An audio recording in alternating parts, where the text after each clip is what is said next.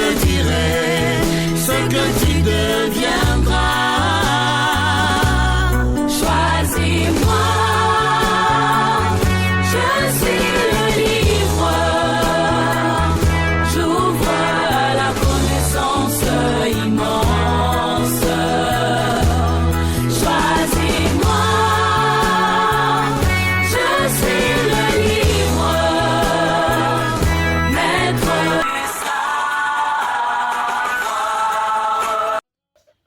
Merci mesdames et messieurs, bienvenue à cette émission, un livre 1000 idées.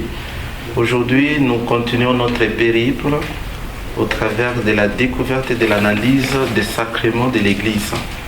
Nous allons jeter un coup d'œil sur le sacrement de l'ordre. Pour en parler, nous avons le plaisir de recevoir M. l'abbé Daniel Kayala, nouvellement ordonné prêtre du diocèse de Kenge dans la province ecclésiastique de Kinshasa. Monsieur l'abbé, bonjour. Bonjour, monsieur Samuel. Avec vous, nous allons parler du sacrement de l'ordre. Selon vous, ce sacrement a combien de degrés? Merci beaucoup. Le sacrement de l'ordre a 3 degrés. Le premier degré est celui du diaconat, le deuxième le presbytérat et le troisième degré est celui de l'épiscopat. Ok. Et qui ordonne un prêtre? Le prêtre est ordonné par l'évêque. Seul l'évêque ordonne le prêtre. Et il ordonne aussi les diacres. Donc les 2 premiers degrés du sacrement de l'ordre, par l'évêque. Merci. Quand vous dites sur l'évêque ordonne le prêtre et le diacre, est-ce qu'il est important pour un chrétien catholique d'avoir un évêque? Parce qu'il est là pour ordonner les prêtres et les diacres. Aujourd'hui, il est vraiment important dans l'Église qu'il y ait les évêques, parce que les prêtres ou les diacres, partout où ils travaillent, ils représentent l'évêque, et ce dernier est considéré comme le représentant du Christ dans l'Église.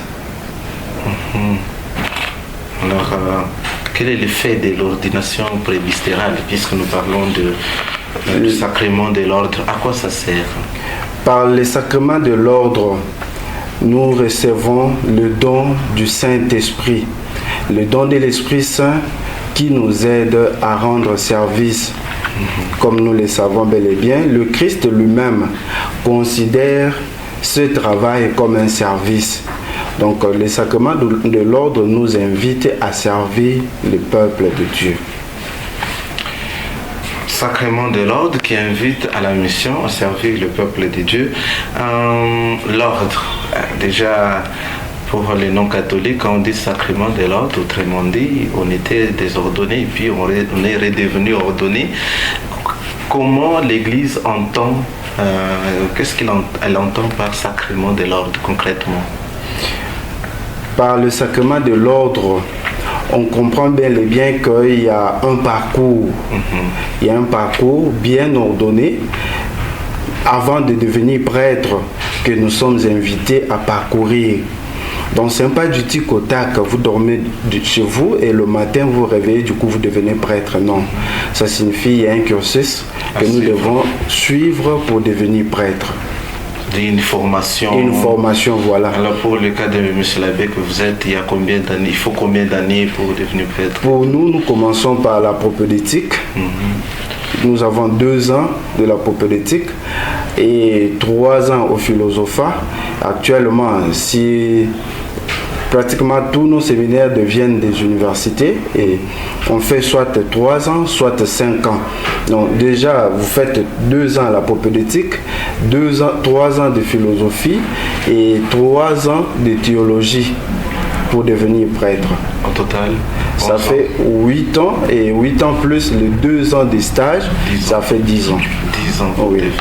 10 ans pour devenir. Ça a été un long parcours pour vous. C'est vraiment un long parcours et quand vous êtes au séminaire, vous n'allez même pas vous rendre compte de ces années, non. Quand vous êtes au séminaire, ce sont seulement des gens qui ne vivent pas au séminaire, qui des fois nous disent vraiment vous traînez avec votre formation, alors que nous-mêmes qui sommes au séminaire, dans le plein de la formation, on ne sent vraiment pas ça. Non. Ok. Là, il faut être appelé ou il faut juste être appelé à devenir prêtre ou c'est un désir d'abord personnel ou humain? Ce n'est pas un désir humain, comme nous le savons. Vocation, c'est un appel. C'est une vocation. Oui. C'est vraiment un appel, c'est Dieu qui appelle. Si vous n'êtes pas appelé, même si vous forcez la note, ce qui est un peu sûr, ou ce qui est même sûr, vous ne deviendrez pas prêtre. Monsieur l'abbé, en nous appuyant sur les livres que nous sommes en train d'analyser, IUCAT, le catéchisme adapté à tous les niveaux, à toutes les catégories de personnes dans le monde, qu'est-ce qui se passe lors de l'ordination presbytérale? On se rend compte que c'est un rituel entouré de beaucoup d'étapes, et parfois c'est fatigant. Qu'est-ce qui se passe pendant ces temps-là, quand vous êtes lasé au sol et tout? Qu'est-ce qu'il y a? Certains nous accusent même d'invoquer les morts. C'est vrai ça?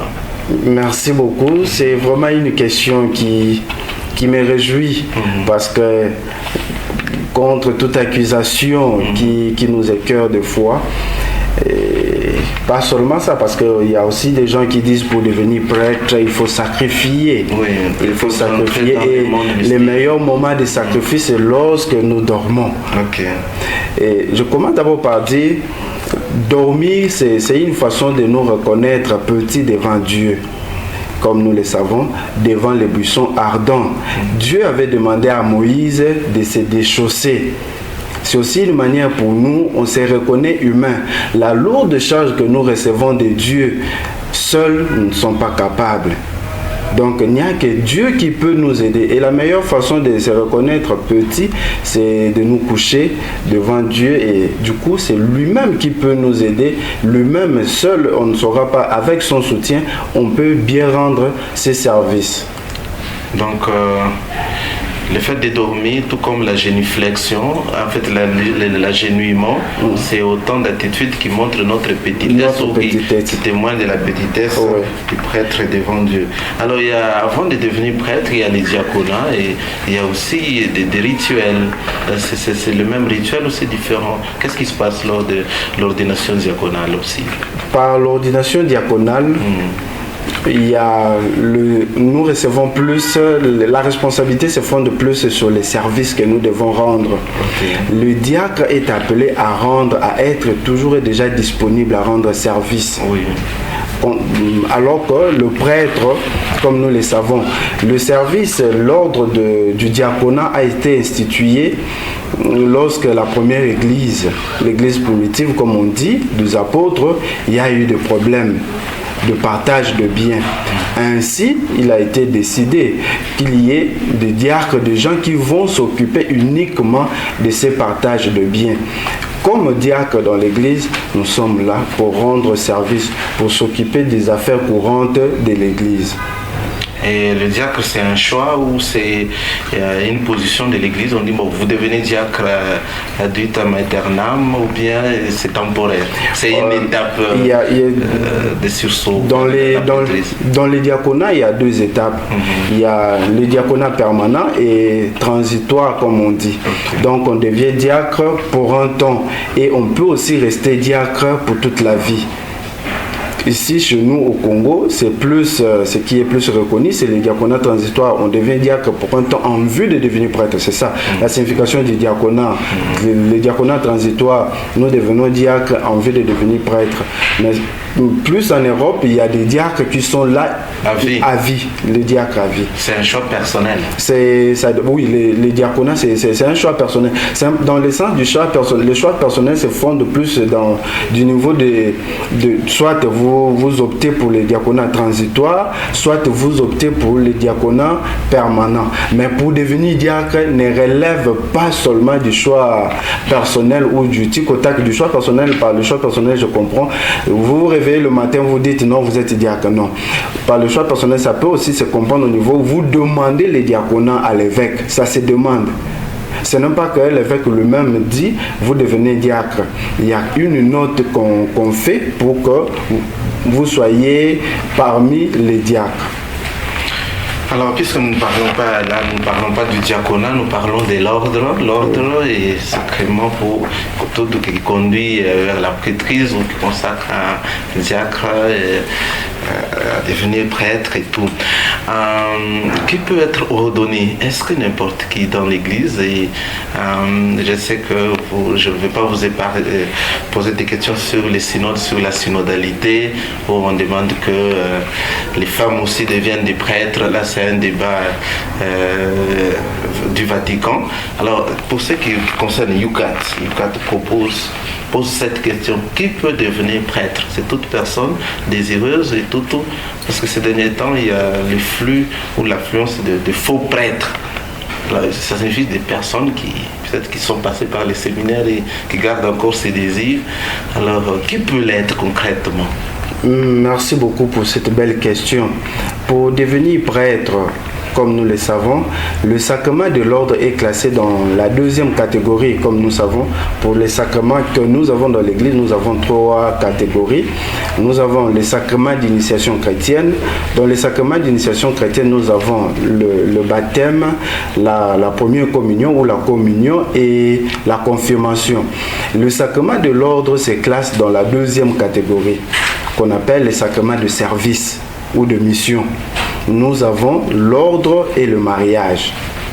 Et pour recevoir ces sacrements de l'ordre, de prime abord, vous devez être chrétien reconnu dans l'Église.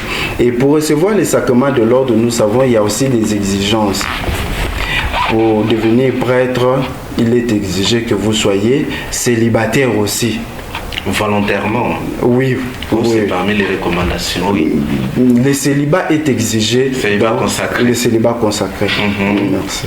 Alors donc c'est, quand je dis qui, on voit la personne, ça signifie seulement l'homme ou la femme aussi? C'est ça la question. Et jusque-là, on reconnaît que seul l'homme peut devenir prêtre. Ok. Et parce qu'on le sait bel et bien aussi, dans le collège laissé par le Christ, il y avait seulement la présence des hommes. Dans la présence des hommes. On va y revenir tout à l'heure.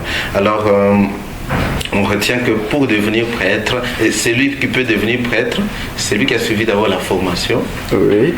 Qui est passé par les séminaires, oui. Et puis qui est devenu diacre. On ne peut pas être prêtre sans être diacre. C'est ça. Donc le diaconat, c'est une étape transitoire obligatoire. Oui. Ok. Et puis maintenant, le fait que seuls les hommes soient prêtres, ça j'insiste pour dire que ce sont des faits vrais. Oui. Est-ce que c'est discriminatoire pour les femmes? Parce que je sais que c'est les débats du moment, avec les synodes qui vont reprendre au mois d'octobre, le synode sur la synodalité, on veut que les religieuses deviennent peut-être un jour prêtres. Merci beaucoup.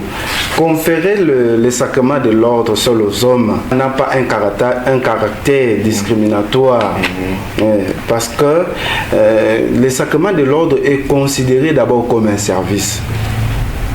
C'est considéré comme un service. On ne devient pas prêtre pour se servir vous-même.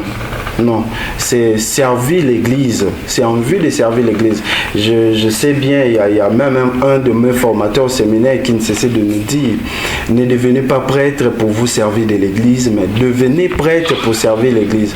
Donc, lorsqu'on confère ces sacrements aux hommes seulement, ne signifie pas que les femmes dans l'Église ne sont pas importantes.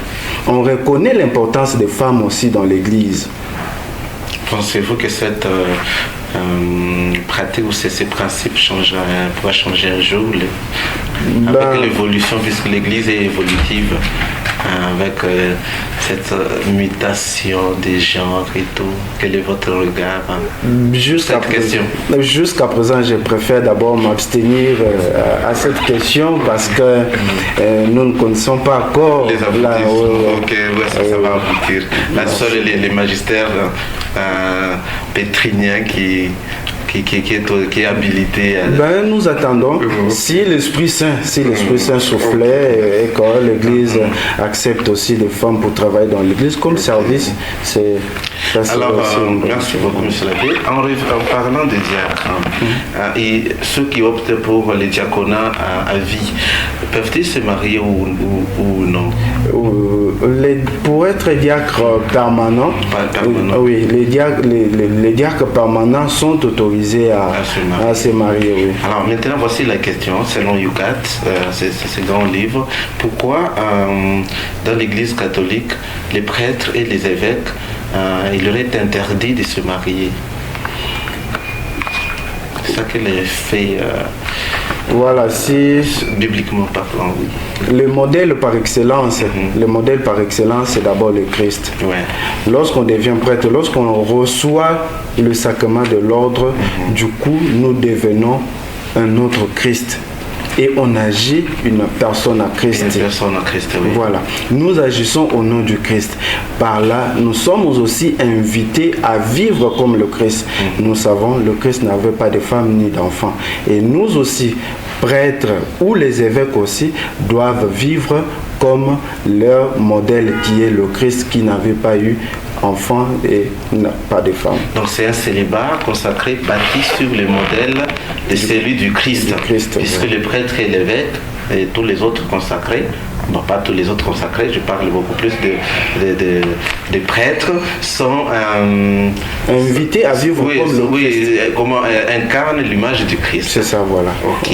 Alors, quelle est la différence entre le sacerdoce commun des fidèles et avec celui ministériel? La différence entre le sacerdoce commun des fidèles, par quoi se distingue-t-il et celui ministériel? Merci beaucoup pour cette belle question. Le sacerdoce commun et le sacerdoce ministériel. Et par rapport à la question que vous veniez aussi de me poser sur les sacerdoces, si on peut admettre les femmes aussi au sacerdoce. Et déjà, au sacerdoce commun, nous sommes tous prêtres. Tout chrétien ou toute personne qui reçoit le baptême, du coup, devient prêtre. Au sacerdoce commun, nous voyons tous les baptisés. Mais pour le sacerdoce ministériel, c'est un pouvoir sacramentel que nous recevons de l'Église. Donc, nous avons le pouvoir de transformer le pain au corps du Christ. Donc, au sacerdoce commun, nous n'avons pas ce pouvoir.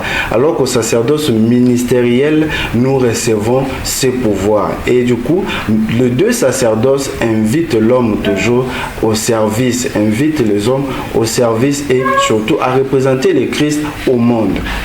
Alors, M. l'abbé, beaucoup de chrétiens se posent la question de savoir l'épiscopat et la prêtrise.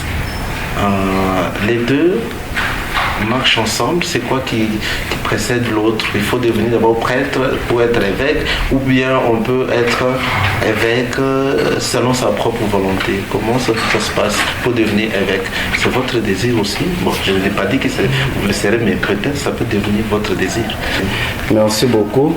Et pour devenir évêque, on commence par être prêtre, et une fois devenu prêtre, si l'Église veut que vous accédiez, comme on dit, l'épiscopat est la plénitude du sacerdoce. C'est le dernier degré du sacerdoce. D'ailleurs, Saint Ignace d'Antioche dit, là où est l'évêque, là est l'Église. Ça signifie l'évêque devient du coup le représentant du Christ à l'Église. Et bon, une question de curiosité, la plupart des évêques ne dansent pas lors de la cérémonie eucharistique, des célébrations eucharistiques. C'est interdit? Moi, je ne suis pas évêque, mais j'ai aussi remarqué comme vous, c'est dans le sens, la liturgie, ce n'est pas un théâtre. Ça, il y a des aînés qui aiment nous le dire. La liturgie se prépare. Ce n'est pas un moment pendant lequel on peut quand même venir faire de n'importe quoi, surtout en présence, en fonction encore un évêque, en présence de ses fidèles. Pendant la messe, exhiber quelques pas de danse, peut-être, ça pourrait indigner ses fidèles. il faut combien de temps et quels sont les je ne vais pas dire quels sont les critères pour devenir évêque, mais je dis qui peut devenir évêque. Puisque nous parlons du sacrement de l'ordre. L'épiscopat en fait-il partie, mais qui peut l'être? Pour devenir évêque, on commence d'abord par être prêtre. Vous l'avez dit. Si vous êtes prêtre, vous pourrez aussi devenir évêque. Oui. Alors, quels sont les critères? Même vous, à peine ordonné, tout de suite, on vous nomme évêque, ou il faut un critérium à suivre pour être nommé? Et là aussi, il est reconnu dans l'Église, il faut avoir l'expérience de 5 ans de sacerdoce pour devenir évêque. Ça signifie, moi, une fois devenu prêtre, ce n'est pas après une année de sacerdoce que je dois du coup devenir évêque. Si je remplissais aussi les critères pour devenir évêque, du coup, après 5 ans de sacerdoce, je pourrais aussi recevoir le sacrement de l'épiscopat. Et dans l'Église catholique, la plupart des évêques sont des professeurs à thèse. C'est parmi les critères tous. Donc, ils sont professeurs d'université ou des universités. Alors, c'est parmi les critères, le niveau intellectuel. Cela ne fait pas partie des critères. D'ailleurs, tous les évêques ne sont pas docteurs. Il y a aussi certains évêques qui sont licenciés, mais d'autres aussi gradués. Excusez-moi pour les termes. Ça ne signifie pas, cela ne tient pas. Ça n'entre pas dans la ligne des comptes parmi les critères pour être... non, l'expérience scientifique n'a rien à voir avec le service ou le sacrement que l'Église octroie à ses fidèles. Ce n'est pas le critère de choix où il faut avoir un grade, voilà. Il faut avoir un niveau pour devenir évêque. Non. Alors c'est ce qui est important, c'est beaucoup plus, c'est quoi, on parle de 3S, hein, sciences, spiritualité et santé. Alors c'est quoi c'est le même critère à tous les niveaux. Déjà, ces critères sont respectés lorsque nous entrons au séminaire. Et lorsque vous évoluez, l'Église déjà doit être sûre de vous. D'ailleurs, il y a aussi les aînés qui nous disent, l'Église n'est sûre que des gens qu'elle a déjà ordonné. Ça suffit lorsque moi je suis diacre. L'Église m'a accepté et je réponds aux critères, à ces 3 critères-là. Et du coup, si je deviens prêtre, et demain encore si l'Église accepte que je sois évêque, cela veut dire que je remplissais ou je remplis ces critères. Ok. Et un jour, il peut vous arriver de demander, je ne sais pas, à la curie romaine, je veux devenir évêque parce qu'il y a un manque dans un tel diocèse, je peux administrer comme prêtre. Contrairement aux 2 degrés de ces sacrements de l'ordre, pour devenir diacre, nous demandons à l'évêque. Ça signifie, nous écrivons une lettre que nous donnons à l'évêque, et si l'évêque accepte, si l'évêque voyait que nous remplissons les critères pour devenir diacre, et nous allons accéder à ces degrés. Et une fois aussi devenu diacre, vous voulez encore accéder au presbytérat, vous écrivez encore une lettre. Si l'évêque voit que vous remplissez les critères pour devenir prêtre, vous le devenez. Même pour devenir évêque, on n'écrit rien. Non. Ça dépend de la volonté. Est-ce qu'il y a des systèmes, des enquêtes pour qu'on soit choisi parmi des milliers de prêtres, évêques? Alors, qui entretient qui entretient ou qui mène ces démarches au premier lieu, au premier plan? On devient évêque d'abord dans l'Église par rapport aux besoins.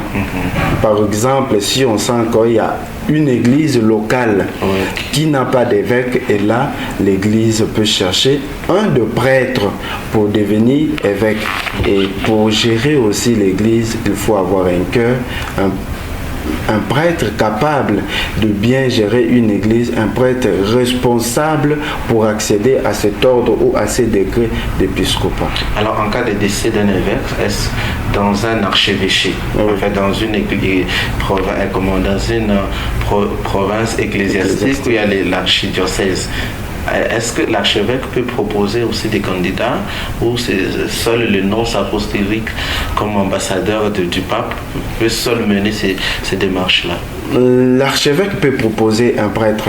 Et d'ailleurs, même dans nos diocèses, les évêques aussi, tout en ayant déjà en fonction, ils peuvent penser à quelqu'un ou à un prêtre qui pourrait les succéder. Donc, lorsqu'une église locale, lorsqu'un diocèse n'a pas d'évêque, l'archevêque peut proposer un prêtre qui peut gérer ces diocèses. Alors, cette marche vaut aussi pour le rôle de cardinaliste, le cardinalat, disons. Oui, oui. C'est même de la même démarche. Merci beaucoup, monsieur l'abbé Daniel Kayala, prêtre nouvellement ordonné du diocèse de Kenge dans la province ecclésiastique de Kinshasa. Vous étiez des passages ici chez nous. Vous avez parlé du sacerdoce. Merci. Les derniers mots de la fin que tu peux retenir nos téléspectateurs, nos auditeurs qui nous suivent en ce moment sur la RTI, la Radio Maria. Mon dernier mot ne peut qu'être merci pour le choix porté sur moi. Vous savez, je suis venu ici à Lubumbashi pour un temps et vous n'avez pas hésité de m'inviter chez vous pour que nous puissions animer cette émission. Merci beaucoup. Merci, aimables téléspectateurs de la radio-télévision Umoja, de nous suivre au cours de cette émission où nous développions et analysions les sacrements de l'ordre en nous basant sur notre livre de chevet, Yucat, un catéchisme bien analysé, bien simplifié par Pape Benoît XVI. Alors nous vous prions de pouvoir vous le procurer pour une bonne catéchèse dans vos écoles, dans vos paroisses. Nous disons pour cette occasion merci au révérend abbé Daniel Kayala qui a accepté notre invitation et alors qu'il venait d'être ordonné récemment. Nous vous souhaitons les meilleurs.